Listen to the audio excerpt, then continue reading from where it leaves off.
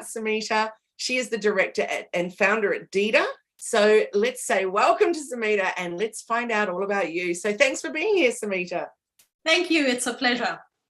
Awesome. So we've chatted before and obviously we've known each other for a while now. So I'll just do a quick little background check for those that are new to the Samita and Kylie show. Basically, Samita and I met some 10-ish, 8-ish years ago at a trade show in Melbourne. It was the Reed Gift Fair. And I was exhibiting for my e-commerce business, which was kids' toys and decor. Back then, it was manufactured in Australia and baby goods, etc. Then I met Samita, who was beside me also exhibiting. And Samita said to me, wow, where are you making these goods? Blah, blah, blah. And I was like, look, it's a massive struggle for me manufacturing in Australia. There's all kinds of problems I'm up against. I want to design my own fabrics and I can't do that and blah, blah, blah, blah, blah. And I was really trying to avoid going to China. And for starters, one of the reasons is that the products you had to produce were just in tens of thousands and I didn't want to do that. And secondly, it was really important to me that I did it in a really ethical and as much eco way as I possibly could. So there's Samita into stage left. And she said, I have a factory in India and I'd love to chat to you about small quantity productions, etc. So then Samita and I were working together for a number of years after that. And clearly the relationship has evolved. And I'm always just blown away by the awesomeness that comes out of you. So one thing I would like to say straight off the bat is it has been absolutely fascinating watching your business evolve. So would you mind sharing a little bit about what you were doing in the business? Because I know you're still doing that business, but what you were doing back then and the kind of products and the kind of things that you manufacture yourself, and then how that's evolved to what you're doing now with the extraordinary success on YouTube, etc. Are you happy to chat about that, Samita? Yes, sure. Originally, I am a fashion designer. I started just like, every fashion student graduating out of fashion schools, and you think you'll revolutionize you'll be the next Coco Chanel or something like that, you revolutionize the world of fashion and do these mind-blowing creations and take the world by storm. But didn't happen like that. Basically what you get sucked into what is like fast fashion, as you say, doing those tens of thousands, like overnight you do a shipment, you have to stay awake all night, things like that. And then I realized what was it doing to people? Like the people weren't people anymore. And that's when it struck me that I need to find a way out. And that's when I realized the artisans, the communities that I was working with, they also needed some kind of direction. I mean, how many wall hangings can you buy? If you go there as a tourist, you buy one, you buy two, one for your mom, one for your friend. What about the third one? And the skills, the talent was there. It's just that it needed a little bit of, not even upgrading, and that's kind of patronizing, but I would say, a slight bit of reorientation. And that's where I saw that was my role as a fashion designer. And so initially, when I started doing artisan-based clothing, say block printed fabrics and things like that, I would go into the villages, work at the tables. But the thing is, the moment I came back and I took it to clients and buyers, and they would say, oh, no, this is expensive and this crushes very easily. It's not wash and wear, because it was all about plastic fantastic. But you know what? After so many years, I have been in business, I have been in the rag trade for a very long time. And the tides are turning, like they're turning in my favor a little bit. And I'm very stoked about that. People are asking questions. Now, when I saw people were asking questions, that came with another problem, because everyone, when something becomes popular, say the very word sustainability, suddenly it became popular. I mean, we have been doing this since years and no one cared. But thankfully now people are at least aware of the word. But the moment something becomes popular, then anyone and everyone kind of tries to jump on to the bandwagon. And that was what was happening. There was a lot of misinformation. There was a lot of greenwashing. Everything's organic, everything's ethical, everything's sustainable. So that's when I tried to do the lectures. I tried talking to people from different platforms like TCFWA, the textile clothing footwear, the different leaders in heels. I was writing blog posts, articles. I was talking to as many as I could reach. But then, you know, like I would do a lecture maybe 1 year, and then maybe in 6 months, I would come back to the same audience or a similar audience. And I'd ask them, do you remember, do you recall what I had spoken about, you know, back then? And it's a blank. No one remembers anything. You know, then I realized that this has to be an ongoing dialogue. I mean, I have to continuously talk to people every week, you know, maybe twice a week. And that's when I had my YouTube channel, which I think the first video I did was in 2016 when I was still teaching. And after that, I could barely do anything. You know that how busy I was when, I don't know if some of the new members of the Huddle or PPBW wouldn't know this, but I was the coordinator of fashion and costume design at an institution in Melbourne. When I gave it up in 2017, that was when my side hustle became a proper, Deida became a full-fledged business. And after that, I started thinking, okay, I have this channel and let me talk about sustainability. Let me talk about the things that I am, the communities, the crafts, the little art galleries that no one knows about. Let me talk about all of these things from that platform. So it took initially, sorry about the tail, you know, someone, you have an additional member who wants to join the Zoom meeting. So you can see a little bit of brown fluff there.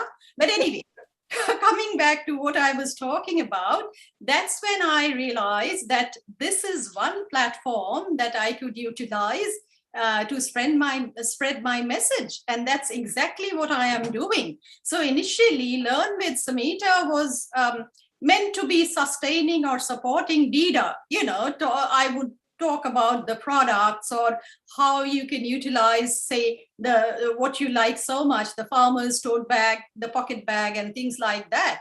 But then Learn with Samita started taking a life of its own. And then I realized I have to do a lot more. So that's when Learn with Samita started evolving. And I talk about fashion. Fashion is still the core of Learn with Samita, but it's not just about 5 things in, 5 things out, you know, because that's, anyone can do that, Kylie. I mean, they can bump a little bit of information, say, off the internet and then say, okay, this is men's fashion, women's fashion, summer wear, resort wear, but everything has a context. So I'd have to give me a second. You know what he was doing? He was eating my mic, so I had to take it. I has apologies for that. So he thought it was a toy. So that would be the end of Learn with Samita. But anyway, so what I'm trying to do right now is I have this Learn with Samita where I talk about fashion. Fashion is the core of Learn with Samita, but it's a broad perspective. So it takes into account the context. So as Coco Chanel had said, that fashion is everywhere. So when we talk fashion, we have to talk art, we have to talk design, we have to talk music, we have to talk history, geography, economics. So you have to understand the context. I'd give you an example. For instance, they are all talking about dopamine, right? Dopamine dressing, the bright colors. So, but why do you think we are talking about dopamine, right? Because who wants the grays and the blacks after 2 years of what's happened to us? Absolutely. So that's the context. So that's what Learn with Samita is about. It's about fashion and lifestyle, but it's kind of an ecosystem. It's just not the narrow tunnel vision that's fashion. Yeah. So I actually never heard of dopamine dressing. Yeah. That's just fantastic. I love it. And I guess to a certain extent, we've known that all along, haven't we? As how different colors help make us feel differently. And yeah, it's a really, really interesting one. But Samita, how extraordinary your journey has been with that. And I think that my colleague and digital BFF, Jenny Walk, who, is another positive, passionate business woman, she often talks about being an accidental business owner. Mm-hmm. And I really feel strongly that for so many of us in business, we accidentally turn up in these extraordinary places. So for you, not really understanding that the possibilities of educating people and sharing your knowledge and teaching people about sustainability and all that kind of stuff, how big that could get for you. It's definitely not where you started. So I think it's extraordinary. Suddenly you're an accidental vlogger, for example. Which is amazing. Now, clearly you've been educating people for a long time in different ways, but isn't it beautiful how YouTube gives you that opportunity? Absolutely. And I think that YouTube for me is a magical place anyway, because, I know it's called a social media platform, but I think of it as a search engine, which is, really how it's used is you jump on there and you search for something. So I'm assuming that the way people can find you is typing in sustainable fashion. Learn about sustainable fashion, learn how to make my, life more sustainable, learn how to make my business more sustainable. And then you're popping up for them. Would that be fair to say? Definitely sustainable fashion. Then I do a lot of artisan communities. I just covered Aboriginal bushwalkers. I went to Green Island and I went bushwalking with 2 Aboriginal men. And I did the Aboriginal, how they do the face painting and body painting and the journey itself. So Kylie, if you even have to just watch 2 videos on Learn with Samita, let it be those 2. So my journey is about fashion. It's also about crafts. As we speak right now, my video on crafts and quilts fair is going live. So as I said, it's fashion, but it's sustainability, it's ethics. It's a wider perspective that, a wider view of the complete ecosystem that I am trying to focus on. So it's just not about trends. It's just not about, as I said, a little bit of this, a little bit of that. That's not fashion.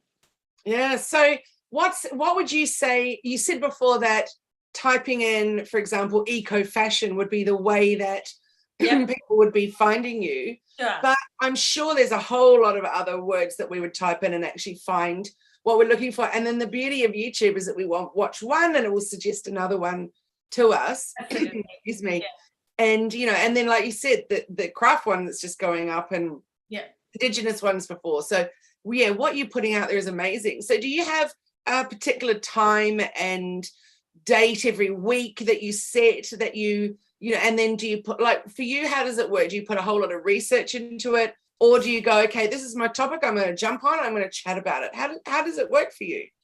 I do research and I try to do events also which are relevant to me. For instance, the Crafts and Quilt Show, I did Mind, Body and Soul Festival from a fashion designer's point of view. I try to, first of all, I have to understand what is it that I like to watch. It has to give value to my audience. So I try to do vlog posts or videos that I would find interesting and my audience would try and find interesting. And I put in a lot of research when I am doing, say, when I did, the NIDOC week, the posts on Aboriginal textiles, Aboriginal fashion, I went to someone called Amanda Healy. So Amanda Healy, and Jenny Walker actually mentioned Amanda Healy to me. She runs a label called Kirikin. And Kirikin is very, very popular. And Amanda is, so you see, when Amanda is a mind-blowing indigenous entrepreneur. She has also, I think she was one of the finalists at the Telstra Business Awards. So, so people like these, I have to find out, I have to do my research. I do it, I get my girls to also, say if I'm doing something on Elvis, everyone knew about Elvis. Elvis was the king of rock and roll, but people didn't know that Elvis was also a pioneer when it came to men's fashion. So when you are talking Elvis, obviously you have to do research. You have to have, you have to learn and know about Elvis. What happened to him, his wife, his daughter, what kind of styles? How did he, I'm saying he revolutionized men's fashion. So how did he do it? So obviously I just do not sit in front of the camera and I just do not talk. No, it doesn't work like that. No one would listen to you if you just fluff around. Yeah. Yep. So so for you, for example, with Deida, so it's products that you're designing and products that you're manufacturing, and you've got them online and people can go and buy. And obviously they can learn while they're there about, why to buy it sustainably, for the manufacturing that you do, etc. So what I find about your website, it's a really good educational place to hang out as well. Yes. So how do you feel Deida changing or not changing while this vlogging for you is just growing so rapidly?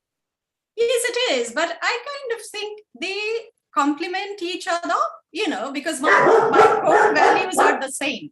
My core values are the same for Deida because that's the fundamental principle that I follow. I wouldn't do something in a sweatshop. And that was the first thing I had mentioned to you, that I wouldn't, mine has got all the certifications, the SEDEX certification. I would not, and I could do and get it out of, much cheaper. And that's why I lose business. I have lost a lot of business because I cannot give those a product for 50 cents, for instance. See, I wouldn't do that, I wouldn't do that because if I am selling something at 50 cents, I am paying my artisan some 5 cents or 10 cents. So I wouldn't do that. So this is the basic fundamental core value, be it Deida Eco Gifts online or be it Learn with Samita. So that's what I'm trying to educate people about. So they kind of complement each other. I still show Deida products as and when relevant. If it's not relevant, I don't show it. I talk about Amanda or someone else who's probably relevant to that particular vlog. Just as I promote myself, I promote others. Yeah. That's what I just think is glorious about you. And that's why you completely embody a positive, passionate businesswoman, because we're all about lifting each other up. We're about lifting others. And, as I've said before, collaboration over competition and showcasing and helping others to shine their light, because in doing so, it also shines our own. So Absolutely. It's absolutely wonderful to see what you're doing. I love hearing you talk and your passion about, your core values, which I've known in you for, nearly 10 years now, and really have felt strongly. You and I were in such an interesting space back then, because as you said earlier, it wasn't very popular. It wasn't awesome. It wasn't fun to be trying to do it eco, organic, any of that kind of stuff. All people looked at it with was it was more expensive.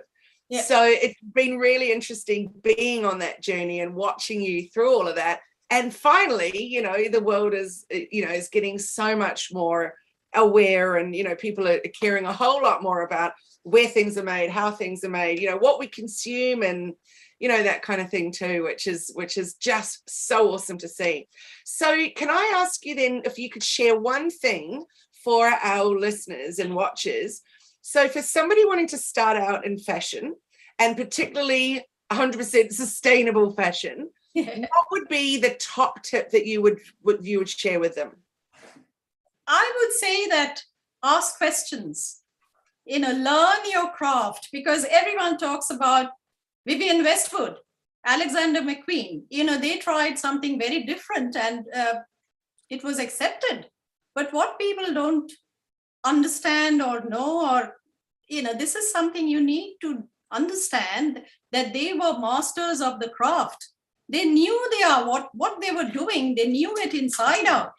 They were both absolutely brilliant craftspersons. So you learn your craft very well before you go and start thinking about. I mentor a lot of people, a lot of startups, a lot of businesses. Some of them my students. So now for them, I would suggest that first of all, and it doesn't happen overnight. So first of all, get to know what you are doing or what you would be doing.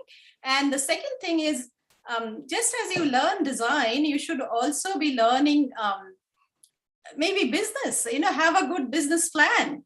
Learn about, try to learn to control your numbers. You and I know that we need to have the cash flow. We need, other than knowing the design, the artistic aspect of any business or be it fashion business, you also have to know how to run a business. You have to have a sound plan. And if you are not, you cannot do it by yourself, then you get a business mentor. I had a business mentor for 3 years, and I am open to, mentor. I mentor, as I said, I have mentored a number of startups. Some of them I support by selling their products and things like that, like the lady who does, the eco glitter. I still have her products on my website. So if you want to do a sustainable business, first of all, learn what sustainability is about, So that's what I mean. There's a lot of misinformation, a lot of greenwashing. And if you are getting your products and someone tells you, okay, it's sustainable, how is it sustainable? Okay, so that's something you have to understand, because does it have the certification? Does it have the validation? You have to understand all of that. So yes. Such great advice. Thank you so much for sharing. And I know that there's so many people out there wanting to embrace this way of doing business and really intrigued with what it is, that you're doing and how you offer it and stuff. So I'd like to say thank you very much for joining me. Yeah. We'll be putting into the caption and into the comments about, with the links to how to get in touch with you. And maybe there's someone out there that wants to chat with you about being a mentor too, because that's such a wonderful thing to share. So Samita from Deida and Learn with Samita, thank you so much. It's so great having you as part of the Positive Passionate Businesswoman Huddle. And it's been wonderful watching your journey and how you have evolved in your business. And really at the core of you is what you offer out there to the world. And I thank you for what you do and who you are. You're just wonderful. So thank you, Kylie. It's always a pleasure talking to you. And you've been one of my biggest mentors. Thank you, Samita. Well, it's just been a pleasure. I really appreciate your time. And I look forward to our next chat, and whenever that may be. Whenever that happens. Yeah. Thank you, and thank you for joining us. All right. Good night. Thanks a lot to you and to your team. Thank you so much. Bye-bye, Samita. Bye. Bye. See you soon.